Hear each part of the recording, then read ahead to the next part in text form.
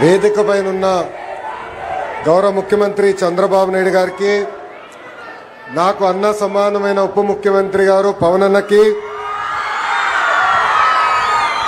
రవాణా శాఖ మార్చులు రామ్ ప్రసాద్ రెడ్డి గారు ఈ కార్యక్రమానికి రాలేకపోయారు. వేదిక పైన ఉన్న శాసన సభ్యులకి, మెంబర్ ఆఫ్ పార్లమెంట్లందరికీ పేరు పేరున నా హృదయపూర్వక నమస్కారాలు. భూమి కంటే ఎక్కువ భారం మోసేది మహిళ. ఏ రంగం తీసుకున్నా కూడా మహిళలు నంబర్ 1. ఆవకాయ పట్టాలన్నా మీరే, అంతరిక్షానికి వెళ్ళాలన్నా కూడా మీరే. తెలుగుదేశం పార్టీ ఆవిర్భావం నుంచి మహిళలకు అనేక రంగాల్లో ప్రాధాన్యత ఇస్తూ వచ్చాం. విశ్వవిఖ్యాత నట సార్వభౌమ స్వర్గశ్రీ నందమూరి తారక రామారావు గారు మహిళలకి ఆస్తుల్లో సమాన హక్కు కల్పించారు. స్థానిక సంస్థ ఎన్నికల్లో మహిళలకు ఆనాడు 9% రిజర్వేషన్ ఇచ్చారు. మహిళల కోసం ప్రత్యేకంగా ఒక విశ్వవిద్యాలయం కూడా ఏర్పాటు చేసింది అన్న ఎన్టీఆర్. మహిళల్ని అన్ని రంగాల్లో ప్రోత్సహించింది మన నాయకుడు చంద్రబాబు నాయుడు గారు. డ్వాక్రా గ్రూపులు ఏర్పాటు చేసిన దగ్గర నుంచి మహిళలకి ఆర్థిక స్వాతంత్రం ఇచ్చారు. విద్య, ఉద్యోగాలు, రాజకీయాల్లో మహిళలకి 33% రిజర్వేషన్ ఇచ్చారు. ఏకంగా మహిళల పేరుతోనే ఇళ్ల పట్టాలు కూడా అందించారు. అంతేకాదు ఏకంగా ప్రతిభా భారతి గారిని అసెంబ్లీకి తొలి స్పీకర్, మహిళా స్పీకర్ కూడా చేసింది చంద్రబాబు నాయుడు గారు. మనం తిరుగుతున్న ఆర్టీసీ బస్సుల్లో కూడా మహిళల్ని కండక్టర్గా నియమించింది కూడా చంద్రబాబు నాయుడు గారే. స్త్రీ శక్తికి ఎదురులేడు. నేను విద్యాశాఖ మంత్రి అయిన తర్వాత షైనింగ్ స్టార్స్ అనే కార్యక్రమం పెట్టా. ఆ కార్యక్రమంలో 10th క్లాస్, 11th క్లాస్లో, 12th క్లాస్లో బాగా చదువుకున్న పిల్లల్ని తీసుకొచ్చి సన్మానం చేస్తా. ఆ కార్యక్రమంలో నేను చూసా, ఎక్కడి మహిళలే వచ్చారు, ఆడపిల్లలే వచ్చారు. 85% మంది ఆడపిల్లలే. అసలు అక్కడ మగవాళ్ళు ఎక్కడున్నారా అని ఎతుక్కునే పరిస్థితి. ప్రతిపక్షంలో నేనున్నప్పుడు మంగళగిరిలో స్త్రీ శక్తి పేరుతో అనేక సంక్షేమ కార్యక్రమాలు చేశా. దాంట్లో ప్రత్యేకంగా మహిళలకు కుట్టు మెషిన్లు, బ్యూటీషియన్ కోర్సుతో పాటు వాళ్ళకు కావాల్సిన పనిముట్లు కూడా ఆనాడు అందజేశాం. సుమారుగా 3600 మంది మహిళలకి కుట్టు మెషిన్ ఇష్టమే కాదు, ట్రైనింగే కాదు, దాంతోపాటు మార్కెట్ లింకేజ్ కూడా చేశాం. జూట్ బ్యాగులు, క్లాత్ బ్యాగులు కానివ్వండి, స్కూల్ యూనిఫామ్, ఇలా అనేక ఐటమ్లు తయారు చేసి ఈరోజు మహిళలు వాళ్ళ సొంత కాలు మీద నిలబడే పరిస్థితి. మహిళలకి అవకాశాలు ఇస్తే అద్భుతాలే మీరు సృష్టిస్తారు. దానికి ఉదాహరణ మా ఇల్లు. 1992లో ఆర్థికంగా సొంత కాలుపై నిలబడాలని ఆనాడు గౌరవ ముఖ్యమంత్రి చంద్రబాబు నాయుడు గారు హెరిటేజ్ అనే ఒక సంస్థ ప్రారంభించారు. కరెక్ట్గా 2 సంవత్సరాల తర్వాత మీ దయ వల్ల ఆయన ఫైనాన్స్, రెవెన్యూ మంత్రి అయ్యారు. ఇప్పుడు కంపెనీ ఎవరో చూడాలని అమ్మకి చెప్పారు, కంపెనీకి ఒకసారి వెళ్ళి నువ్వు చూసుకోవాలని.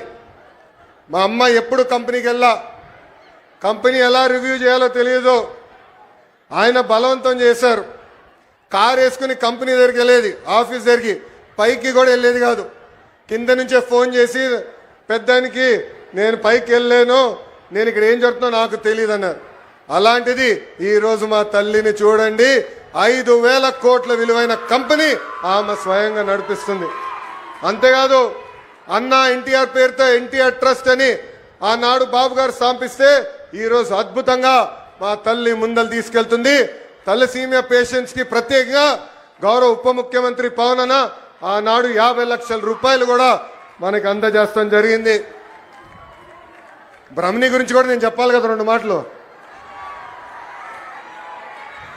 స్టాన్ఫర్డ్లో చదివింది, తిరిగి వచ్చి కంపెనీలో ఇప్పుడు ఆమె పనిచేస్తుంది. ఏకంగా నా క్రెడిట్ కార్డు బిల్లు కూడా బ్రహ్మణియే కట్టే పరిస్థితికి వచ్చింది.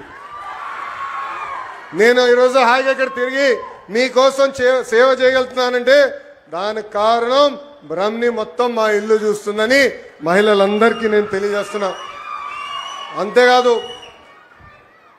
మా అమ్మమ్మ పేరుతో బసవ తారకం క్యాన్సర్ హాస్పిటల్ ఉంది హైదరాబాద్లో. ఇప్పుడు ప్రత్యేకంగా అమరావతిలో కూడా ప్రారంభిస్తున్నారు.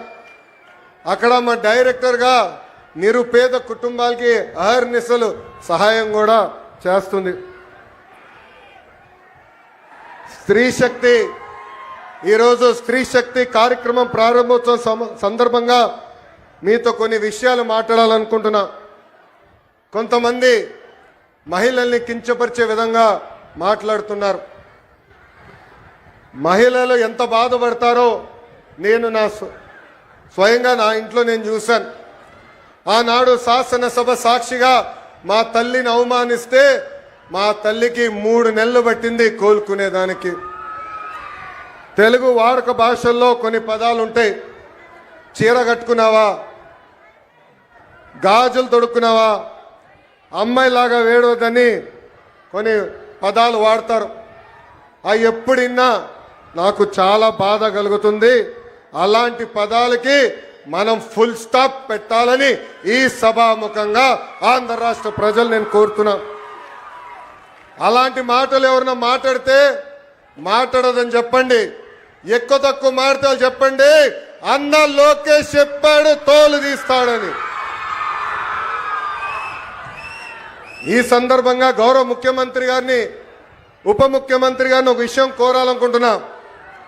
సినిమాల్లో, వెబ్ సిరీస్లో మహిళల్ని కించపరిచే విధంగా డైలాగ్స్ వస్తే అవి తీసే వరకు ఆ సినిమాలు, వెబ్ సిరీస్ రిలీజ్ అవ్వకూడదని ఒక ప్రత్యేక చట్టం తీసుకురావాలని ఈ సభాముఖంగా పెద్దల్ని నేను కోరుతున్నా.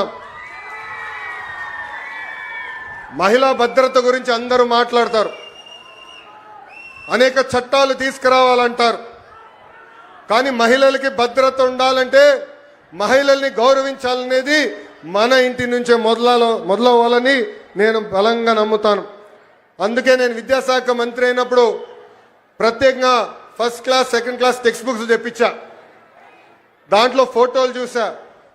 ఇంటి పనులు చేస్తున్న ఫోటోలన్నీ మహిళల ఫోటోలు ఉన్నాయి.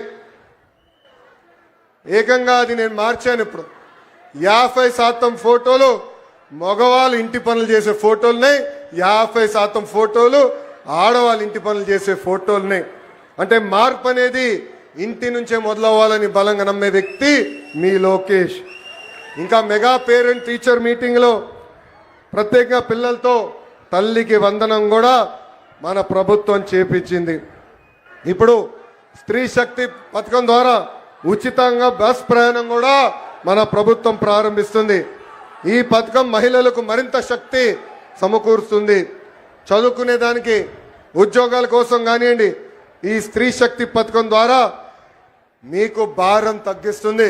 ఈరోజు బస్సు ప్రయాణంలో మా అక్క, చెల్లెలు, పెద్దమ్మ, చిన్నమ్మలతో మాట్లాడా.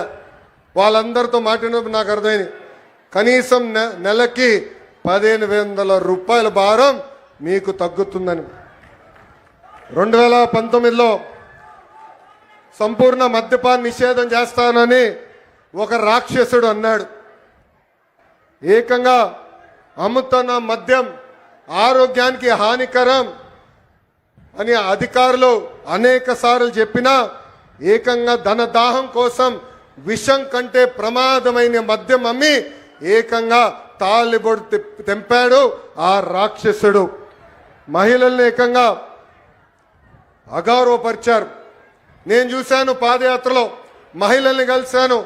మీరు పడుతున్న కష్టాలు చూసిన తర్వాతనే గౌరవ ముఖ్యమంత్రి గారిని, చంద్రబాబు నాయుడు గారిని, గౌరవ ఉప ముఖ్యమంత్రి గారు పవన్ అన్న గారికి కలిసి మనం బాబు సూపర్ 6 మేనిఫెస్టో కూడా రూపొందిస్తాం జరిగింది. సొంత చెల్లితో రాఖీ కట్టించుకోలేని అన్న మహిళలు సంక్షేమం గురించి మాట్లాడుతున్నారు. సొంత తల్లిపై కేసు గెలిస్తే వాళ్ళు సంబరాలు ఈరోజు చేసుకుంటే చాలా బాధ కలుగుతుంది. అందుకే వాళ్ళందరూ ఒకటే చెప్తున్నా, ముందల మీ ఇంట్లో ఉన్న అక్క, చెల్లెలు, పెద్దమ్మ, చిన్నమ్మ, అదేవిధంగా తల్లికి న్యాయం చేసిన తర్వాతనే మా గురించి మాట్లాడాలని హెచ్చరిస్తున్నా. చివరిగా ఒక విషయం చెప్పాలనుకున్నా. ప్రభుత్వ కొనసాగింపు అనేది చాలా చాలా అవసరం. 2019లో రాష్ట్రం దారి తప్పింది. దానివల్ల అందరం అనేక ఇబ్బందులు ఎదుర్కొన్నాం. కనీసం మాట్లాడడానికి స్వేచ్ఛ ఉండేది కాదు. ఆనాడు ముఖ్యమంత్రిగా పనిచేసిన వ్యక్తి ఇట్లా వచ్చి ప్రజల్ని కలిసే పరిస్థితి కూడా ఉండేది కాదు. యువకులు చాలా నష్టపోయారు. మన రాష్ట్రంలో ఉన్న పరిశ్రమల్ని పక్క రాష్ట్రానికి తరిమేసే పరిస్థితి. కానీ ఇప్పుడు ఆంధ్ర రాష్ట్రంలో డబుల్ ఇంజన్ సర్కార్ ఉంది. కేంద్రంలో గౌరవ ప్రధానమంత్రి నరేంద్ర మోడీ గారి నాయకత్వం, రాష్ట్రంలో చంద్రబాబు నాయుడు గారి నాయకత్వంతో ఈ రోజు రాష్ట్రం ముందరికెళ్తుంది. అందుకే ఇది మనందరం గుర్తుపెట్టుకోవాలి. మా ప్రభుత్వం కొనసాగింపు అనేది చాలా చాలా అవసరమని ఈ సభాముఖం మీ అందరు తెలుపుకుంటూ, చివరిగా మొన్న పహల్గాం దాడిలో, ఉగ్రవాద దాడిలో మనం భారతీయులను కోల్పోయాం. గతంలో ఇలాంటి సంఘటన జరిగితే మనం కన్నీరు పెట్టుకుని ఇతర దేశాలకు వెళ్ళే వాళ్ళం. కానీ దానికి ఫుల్ స్టాప్ పెట్టారు. అది ఎవరది? మన మిసైల్ గౌరవ ప్రధానమంత్రి నరేంద్ర మోడీ గారు ఆపరేషన్ సింధూర్ ద్వారా తగిన గుణపాఠం చెప్పారు.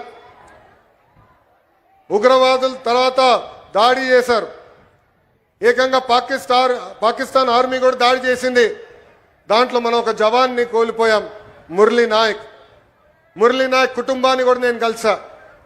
మురళీ నాయక్ తల్లిదండ్రులు వాళ్ళ బిడ్డ సైన్యానికి వెళ్ళాలని ఇష్టపడలేదు. ఉండేది ఒక్కడే, నీకేమైనా అవుతే మా పరిస్థితి ఏంటని. అప్పుడు మురళీ నాయక్ చెప్పాడు, నాకేమైనా అవుతే మొత్తం భారతదేశం ఈ కుటుంబానికి అండగా నిలబడుతుందని.